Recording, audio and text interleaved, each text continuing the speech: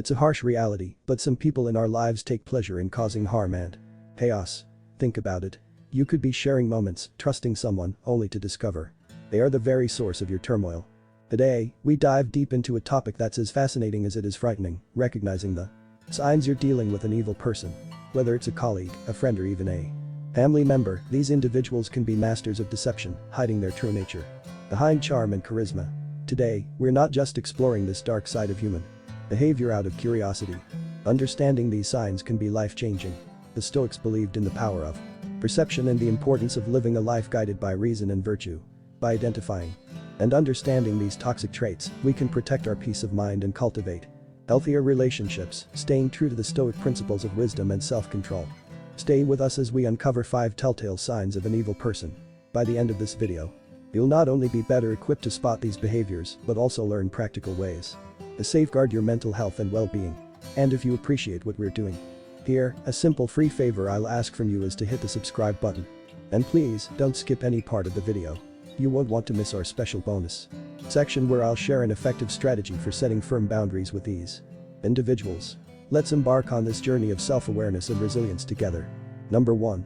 Charming and charismatic at first. When we talk about people who seem charming and charismatic at first, it's important to remember that appearances can be deceiving. These individuals often have a way of lighting up a room, making everyone around them feel special and valued. They know exactly what to say to make you feel like you've just made a new best friend. At first glance, they seem like the perfect person, witty, engaging, and seemingly interested in your life. It's easy to get swept up in their charm, thinking you've found someone truly special. However, the Stoics teach us to look beyond the surface and seek the truth through rational thought and observation. Over time, you might start to notice little cracks in their facade. Maybe they always need to be the center of attention, overshadowing others in social settings. They might talk over you, interrupt you, or even subtly put you down in front of others. These aren't just quirks or signs of an extroverted personality. They're red flags. The Stoics would advise us to observe these behaviors with a clear mind, unclouded by the initial excitement of their charisma. Imagine being at a party where this person is the life of the event, telling jokes and captivating the crowd. At first, it feels great to be in their orbit. But as the evening progresses, you realize they're dominating every conversation, making everything about themselves. When you try to share something about your life, they quickly redirect the topic back to them.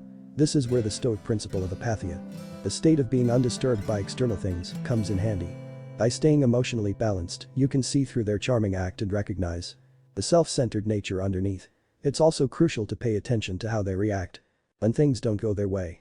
A person who is genuinely kind and caring will handle disappointments and disagreements with grace and understanding. But someone who is merely playing a role to gain your trust might quickly become angry or defensive. They might lash out or try to manipulate the situation to regain control. According to Stoic wisdom, such reactions are clear indicators of a lack of virtuous character. Marcus Aurelius reminds us to be wary of those who display signs of anger and manipulation, as these are not the traits of a rational and virtuous person. The key here is to take your time and trust your instincts. The Stoics believed in the power of observation and the importance of not rushing to judgment based on first impressions. Epictetus taught that we should carefully evaluate the character of those we allow into our inner circle. So, if someone seems too good to be true, give yourself the space to observe their actions over time. Notice how they treat others, especially when they think no one is watching. True character is revealed in how a person behaves when they aren't trying to impress anyone. Remember, not everyone who seems charming and charismatic has good intentions. Some people use their charm as a tool for manipulation. By staying grounded and mindful, you can protect yourself from being taken in by a superficial facade. Stay true to the Stoic principles of wisdom and discernment, and you'll be better equipped to navigate these complex social interactions. 2. Lack of empathy. Another crucial sign to watch out for is a lack of empathy. Empathy is the ability to understand and share the feelings of others. It's what allows us to connect deeply with those around us, to offer support when it's needed, and to create meaningful relationships. However, there are individuals out there who seem to completely lack this essential human trait. They don't care about how their actions or words affect others, and this can have a devastating impact on those around them. The Stoics believed in the importance of compassion and understanding as fundamental virtues. Marcus Aurelius often spoke about the interconnectedness of humanity and the need to consider the well-being of others as part of our own well-being. So, when we encounter someone who shows a blatant disregard for the feelings of others, it's a serious red flag. Imagine you're sharing something deeply personal with a friend, hoping for some comfort or understanding. Instead of showing any genuine concern, they brush off your feelings or even mock your vulnerability. This lack of empathy can make you feel isolated and misunderstood. It's not just about them not being there for you in tough times, it's also about them failing to share in your joy or celebrate your successes. A person who lacks empathy won't cheer for your achievements. They might even undermine them or take credit themselves. This behavior is not just limited to personal relationships. Consider a boss who pushes their employees to the brink, showing no concern for their well-being. They might demand long hours without fair compensation, ignore requests for time off, or publicly criticize employees in a way that's meant to humiliate rather than constructively guide. This creates a toxic work environment where people feel undervalued and stressed. The Stoics would advise us to maintain our inner peace and integrity in such situations, recognizing that the lack of empathy in others is a reflection of their character, not ours. Furthermore, a lack of empathy can lead to more sinister behaviors. People who cannot empathize with others may engage in actions that are outright cruel, all without any sense of guilt or remorse. They might lie, cheat, or even inflict physical harm without a second thought about the pain they're causing. The Stoic philosopher Seneca emphasized the importance of kindness and justice, teaching that our actions should always reflect our inner virtue. When someone lacks empathy, they're fundamentally disconnected from these values. A lack of empathy is also evident in smaller everyday interactions. For example, you might notice that someone constantly interrupts conversations to talk about themselves, shows little interest in what others have to say, or fails to offer help when it's clearly needed. These might seem like minor annoyances at first, but they add up to a pattern of behavior that reveals a deeper issue. The Stoics would remind us to be observant and discerning, understanding that these small signs are indicative of a person's true character. If you find yourself dealing with someone who consistently lacks empathy, it's important to set boundaries to protect your own mental and emotional health. The Stoics believed in the importance of maintaining our own well-being and not allowing the negativity of others to disturb our peace. You have the right to distance yourself from those who drain your energy and bring you down. 3. Manipulation. Another major sign of an evil person is manipulation. Manipulation is when someone uses deceit or cunning tactics to control or influence others to get what they want. It's a subtle, often insidious behavior that can be incredibly damaging to those on the receiving end. Manipulators are skilled at twisting situations, making you question your reality and bending your will to suit their needs. This can leave you feeling confused, powerless, and unsure of your own judgments. Let's think about manipulation from a Stoic perspective. The Stoics valued clarity of thought and the ability to see things as they truly are. They taught that our perception should be grounded in reality and that we should remain steadfast in our principles, no matter the external pressures. When someone manipulates you, they are attempting to cloud your perception and distort reality, making it difficult for you to stay true to these Stoic ideals. A common form of manipulation is gaslighting, where the manipulator tries to make you doubt your own memory, perception, or sanity. They might deny that certain events happened, or they might twist your words and actions to make you feel at fault. For example, let's say you confront a friend about something hurtful they said. Instead of acknowledging it, they might turn the tables, accusing you of being overly sensitive or misremembering the situation. This can erode your confidence and make you reliant on the manipulator's version of reality. Manipulators are also adept at playing the victim. They might guilt trip you into doing things you don't want to do by making you feel responsible for their happiness or well-being. You might have a friend who constantly complains about their problems, expecting you to drop everything to help them, yet they are never there for you in return. They might say things like, "If you were really my friend, you'd do this for me," making you feel obligated to comply. The Stoics, especially Epictetus, emphasized the importance of understanding what is within our control and what is not. We cannot control others' actions or emotions, only our response to them. Consider how the manipulator might use flattery or charm to get their way. At first, this can feel great. They might shower you with compliments and make you feel special. But over time, you might notice that their praise comes with strings attached. They might compliment you when they want something from you or when they need you to do something for them. This can make you feel like you owe them or that you need to live up to their expectations to maintain their approval. The Stoics would remind us that true virtue and self-worth come from within, not from the fleeting approval of others. Manipulation can also take the form of isolation. The manipulative person might try to cut you off from your friends and family, making you more dependent on them. They might say things like, "Your friends don't really care about you," or "Your family doesn't understand you like I do." This tactic makes it easier for them to control you because you become more reliant on them for support and validation. The Stoics believed in maintaining strong, supportive relationships with others, recognizing that we are social beings who thrive in community. Isolation goes against these principles as it weakens our support network and makes us more vulnerable to manipulation. Financial manipulation is another tactic used by evil people. They might borrow money and never repay it, or they might control your finances to limit your independence. For instance, a partner might insist on managing all the money in the relationship, making you ask for permission to spend anything. This control over finances can make it difficult for you to leave the relationship or assert your independence. The Stoics would encourage us to seek self-sufficiency and independence, ensuring that we are not unduly influenced or controlled by others. Recognizing manipulation for what it is can be challenging, especially when you care about the person involved. The Stoics teach us to be vigilant and discerning, to see things clearly and to act with integrity.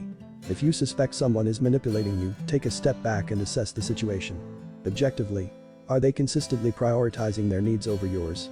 Do they make you feel guilty or unsure of yourself? Are they trying to control aspects of your life or isolate you from others? It's important to set firm boundaries with manipulators and stand your ground. Communicate clearly and assertively about what you will and will not tolerate. Remember, you have the right to your own thoughts, feelings, and actions. The Stoics remind us that while we cannot control how others behave, we can control how we respond. By maintaining our inner strength and clarity, we can protect ourselves from the harmful effects of manipulation and stay true to our values. Number 4. Controlling behavior. One of the most glaring signs of an evil person is controlling behavior. This goes beyond mere preferences or quirks. It's about someone who seeks to dominate every aspect of your life, leaving little room for your own autonomy and decisions. Controlling individuals often disguise their behavior as concern or care, but underneath, it's about power and control. The Stoics, who valued personal freedom and self-control, see this behavior as fundamentally opposed to living a virtuous life. Controlling behavior can manifest in many ways. For instance, you might have a friend who insists on always choosing where you go and what you do together. While it might seem harmless at first, over time, you start to realize that your preferences and opinions are consistently ignored or overridden.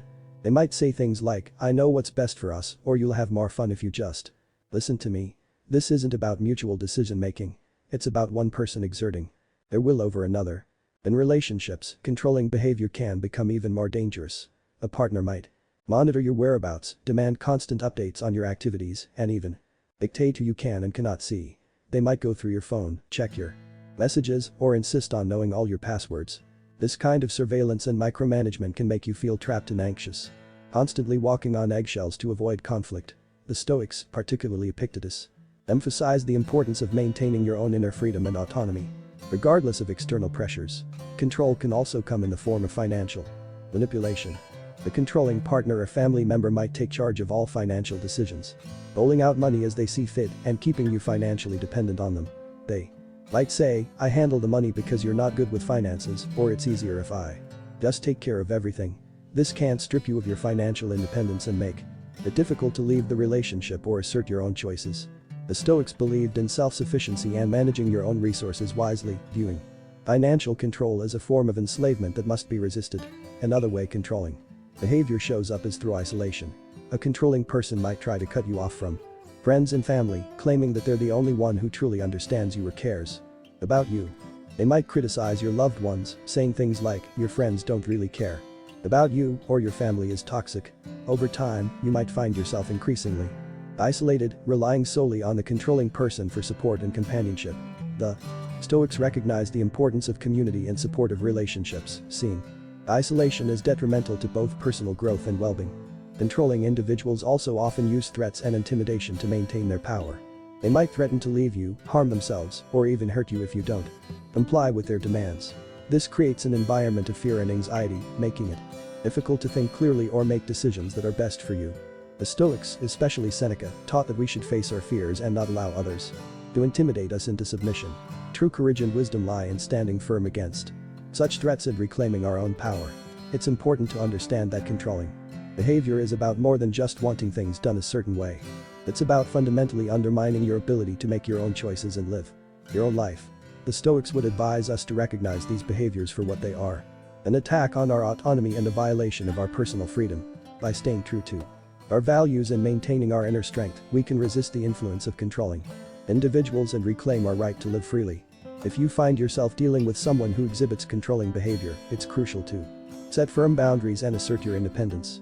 Communicate clearly about your needs and limits, and don't be afraid to seek support from others who understand your situation. Remember, the Stoics teach us that we cannot control others, but we can control our own reactions and decisions. By staying grounded in our principles and valuing our own autonomy, we can protect ourselves from the harmful effects of controlling behavior and live more authentic, fulfilling lives. Number 5. Pathological lying. Another unmistakable sign of an evil person is pathological lying. This goes beyond the occasional white lie that most people tell. Pathological liars deceive constantly, often without any apparent reason. They fabricate stories, manipulate facts, and distort reality to suit their own needs or to gain an advantage over others. This behavior can be incredibly damaging to relationships, eroding trust and creating a web of deceit that's difficult to untangle. The Stoics valued truth and integrity above all else. They believed that a virtuous life was grounded in honesty and that deceit was a fundamental betrayal of one's character. Marcus Aurelius emphasized living in accordance with nature, which means aligning our actions with truth and reason. When someone lies pathologically, they are living in direct opposition to these principles, creating a false reality that benefits only themselves. Pathological lying can take many forms. It might start with small, seemingly harmless lies, like embellishing a story to make themselves look better or more interesting. Over time, these lies can escalate, covering up mistakes or wrongdoings, and manipulating others to achieve their goals. A pathological liar might claim to have accomplished things they haven't, falsely take credit for others' work, or make up stories about their past to gain sympathy or admiration. This constant dishonesty creates a distorted view of reality, where you can never be sure what's true and what's fabricated. Consider how a pathological liar might operate in a workplace. They might lie about their qualifications, exaggerate their contributions to projects, or spread false rumors about colleagues to sabotage them. This can create a toxic environment where trust is undermined and people are constantly on edge, unsure of who to believe. The Stoics would advise us to remain steadfast in our own integrity, not allowing ourselves to be swayed by the deceitful actions of others. Epictetus taught that we should focus on what we can control, our own thoughts and actions, and not be disturbed by the dishonesty of those around us. In personal relationships, pathological lying can be even more destructive. Imagine being in a relationship with someone who constantly lies about their whereabouts, their past, or their feelings. This behavior can make you feel insecure, anxious, and constantly questioning your own perceptions. You might find yourself doubting your memory or second-guessing your instincts, which is exactly what the liar wants. They thrive on creating confusion and instability, keeping you off balance so they can maintain control. The Stoics would remind us to trust our own judgment and not be swayed by the manipulations of others. Seneca taught that true peace comes from within, and that we should not allow the deceit of others to disturb our inner tranquility. One of the most insidious aspects of pathological lying is that it's often difficult to detect. At first, pathological liars can be incredibly convincing, telling their lies with such confidence and detail that it's hard not to believe them. They might mix truth with lies, making it even more challenging to discern what's real. This is where the Stoic principle of vigilance comes into play. We must remain observant and critical, not taking things at face value, but instead seeking the truth through careful consideration and evidence. When you catch someone in a lie, pay attention to how they react. Do they become defensive or aggressive? Do they try to turn the tables and blame you? Or do they offer a plausible explanation that seems to make sense, even if it's just another layer of deceit? A genuine person will admit to their mistakes and strive to correct them, while a pathological liar will double down on their falsehoods, weaving an even more intricate web of lies. The Stoics would counsel us to remain calm and rational in the face of such behavior, recognizing it for what it is and not allowing it to provoke us.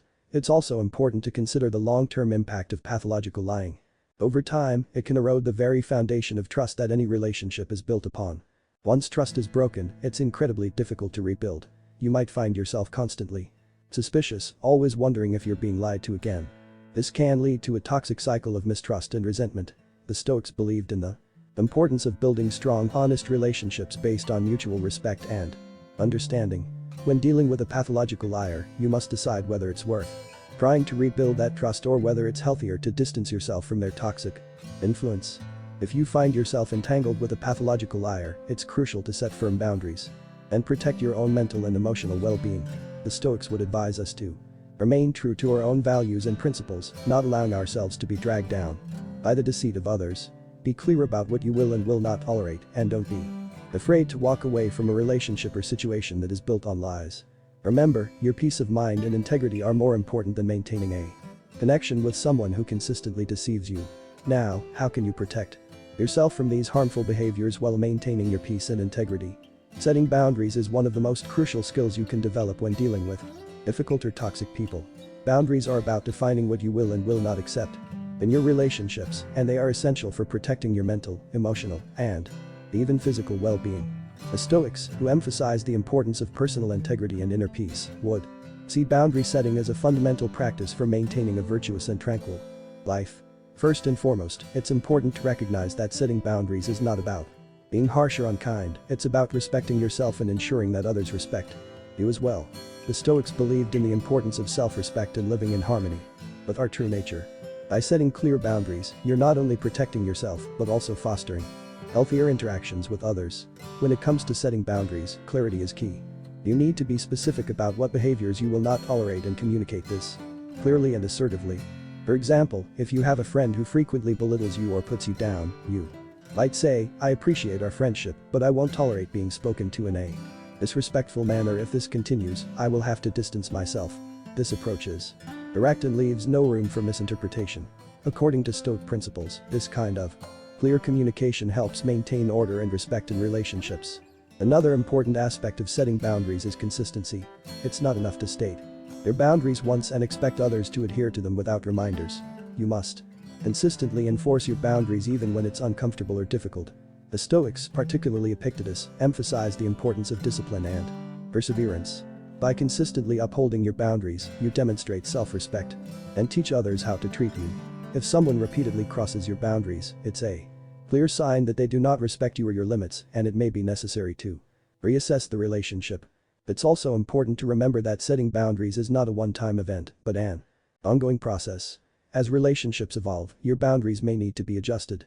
For instance, in a work environment, you might need to set boundaries around your availability and workload to prevent burnout.